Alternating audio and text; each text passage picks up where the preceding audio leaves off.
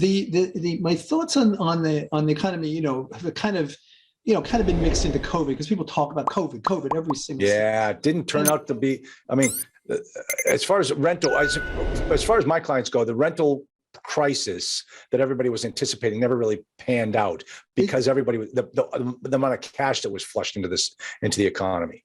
Yeah, I'm going to take a small victory lap. One of the things I do as a philosopher, I do make some predictions, and sometimes I'm wrong, but sometimes I'm right.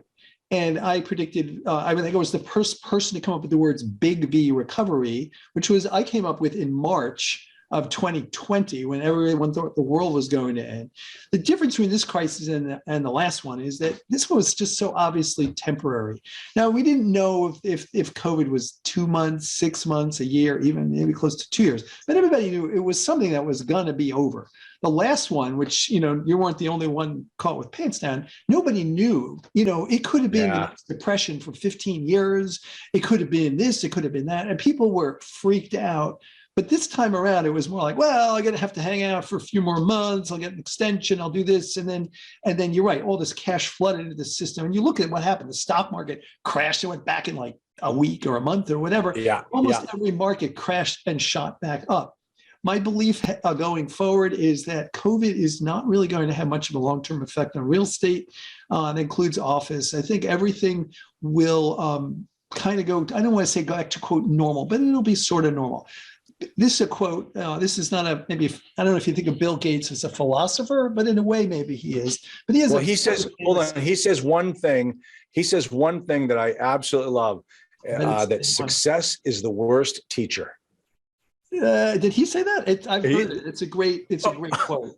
But please don't tell me it's not him. I've been attributing it to him. I don't know. Maybe it is. I don't know. But the quote I like from him, my favorite one from Bill Gates, is that people tend to overestimate what will happen in 1 year and underestimate what will happen in 10 years. It's so brilliant. Everyone thinks the world's going to end, but in a year, it just doesn't really go that way. But 10 years from now, whatever we're doing, it will be different. That's for sure. Yeah.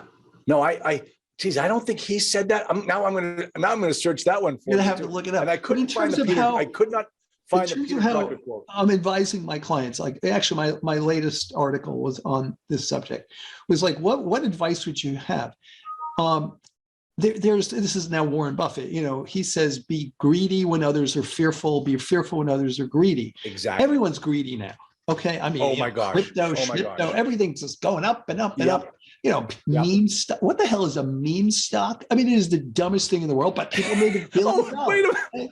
So, I own one. I own some. I bought some just for fun. All right. Well, I hope you clean up on ride. But there's piggishness everywhere. Money's raining from the sky. The government keeps printing more and more. Every government in the world is printing money, except maybe Turkey or something. Yeah. So everything's going crazy. Everyone's feeling greedy. Everyone's feeling they're a brilliant investor. So what I'm telling clients, not that they're necessarily going to listen to me, is the music is going to stop. It is. And it may not stop for 10 years and it may stop in 10 minutes, but greed is all over the place. And I'm not saying that people are evil. People are just getting sucked into the upside.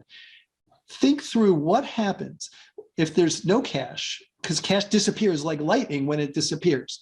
If the economy goes into a tailspin, if this goes wrong, if that goes wrong, if crypto blows up, if China attacks Taiwan or Russia goes into Ukraine or Mexico and the immigration crisis, all these things could happen. Civil war in the United States, all these things people worry about.